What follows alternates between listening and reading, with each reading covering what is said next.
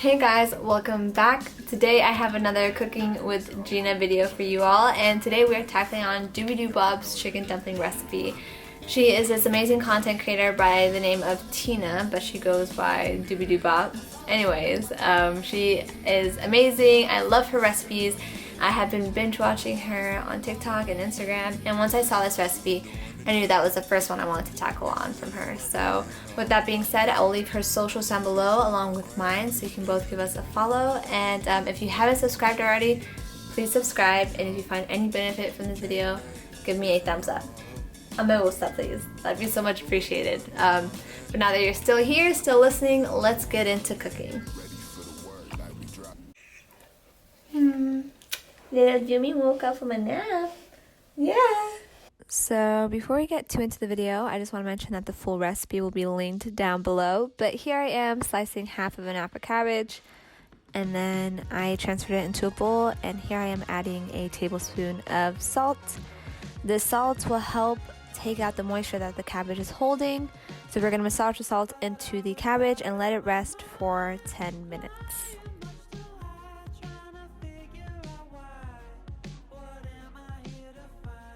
After 10 minutes, it should look as so. Surprisingly, cabbage holds a lot of moisture, so that was pretty cool. That was interesting. So I used ground chicken as my source of protein. Tina used ground pork, I believe, but you can use tofu for this recipe as well if you would like a meatless option. So here I am transferring the cabbage into the bowl that holds the ground chicken. Now looking back on it, I could have done a better method to take out the cabbage and make sure that I had a little moisture with the cabbage. I'm using a spatula, but honestly, you could take out the cabbage, put it on paper towels, and dab it down a bit so that way it is dry as possible. You know, just a lesson I learned, and here I am sharing it with you guys.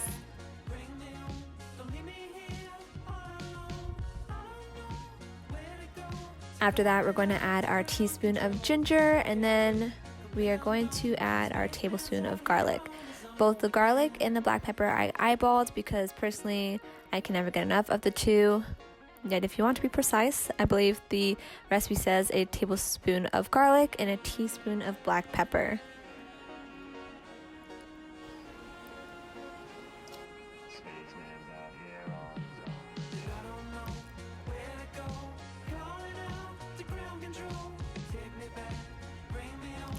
And after that, we're going to add our sesame oil. So we're going to add a teaspoon of sesame oil, and then after that, the recipe calls for a tablespoon of neutral oil. I used olive oil.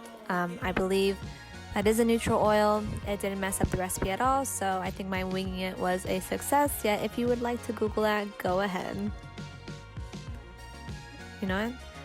Winging it isn't so bad. So afterwards, we're going to combine our mixtures so that it is fully combined with the ground chicken, the cabbage, and all the goodness within. And now I'm sitting at my little station for making the dumplings. So to make and form the dumplings, we are going to add water to half of the gyoza wrap along the rim. And then we are going to grab a teaspoon of our mixture and add it to the middle. Then, depending on the style in which you would like to make your dumplings, you would then go from there on. But what I did was I pleated my dumplings, which you are going to see. So I folded both sides to meet in the middle, and then pleated the rim, which I bet is probably better to understand visually than how I'm explaining it right now. But as you can see, slowly but surely making my dumpling. And let me say, it was not as easy as I thought it was going to be. Understanding how to pleat the rim of the dumpling was kind of confusing, but with patience and some time, you will get there. Trust the process. This was my first dumpling ever. Isn't it so cute? It reminds me of I always think of the Pixar short film. Oh, but that's bao. That's a completely different thing. But anyways, this is my second dumpling. and this is my third. So just with a little time and practice, okay, just put on some good music in the back and enjoy. I got a close-up clip for you guys so you could see, in a sense, a more detailed tutorial, I guess, on how I was plating my dumplings. But like I said, just put on some good music in the back, enjoy this process. It was honestly, personally, very therapeutic. And look at that. Look at this, my plate of dumplings. Let me just say, this fulfilled my little heart. I was so proud of all my dumplings. So yeah, look at that, voila. So here we are. We're going to then make the crispy wing for these dumplings. So this mixture that I used to make this crispy wing is just water and cornstarch. So here we are, frying them up a bit. We ideally want to get them to a golden brown at the bottom. Yet I decided to leave this clip in for the lesson of that shit happens. And look, oh, this is my first attempt, and wait for it. Oh, that looks a little burnt. So let me tell you, I was kind of freaking out because this was my first batch, and obviously I want this to be perfect. All the time I took to make these dumplings kind of freaked me out a bit, but I had to go through with it, had to see it to the end, and that just happens with cooking. Sometimes it isn't perfect, but you know, it's all a learning process. So here I am adding the cornstarch and water mixture concoction, and it was a little intense.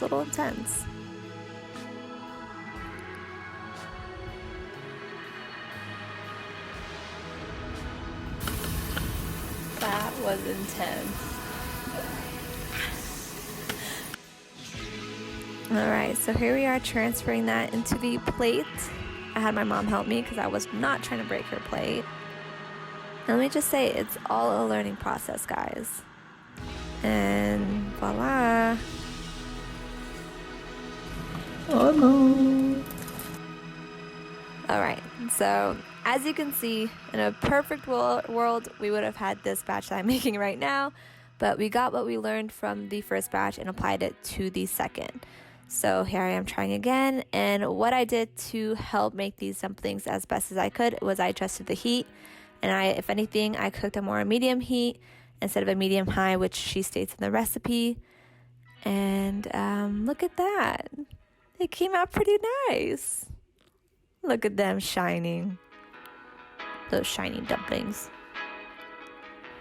But yeah, so take this into consideration. It's all a learning process, and if you just have the patience to try for a second time, you get beautiful results.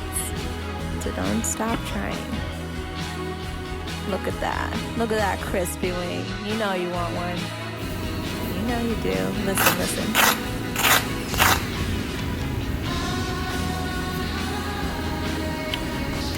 So all of the mess up, dumpling pleating, burning was all worth this crispy bite. So now that we have reached the end of the video, I just want to say thank you so much for watching it. I hope it gave you some insight and benefited you in some way regarding to making this recipe and this process of making dumplings. And let me just say, like, making dumplings is not easy. It might seem so simple, and it really does have simple ingredients, yet the process is so tedious, and it really is like a loving process for someone to make you those handmade. So let me just tell you, if someone makes you handmade dumplings, you better appreciate them.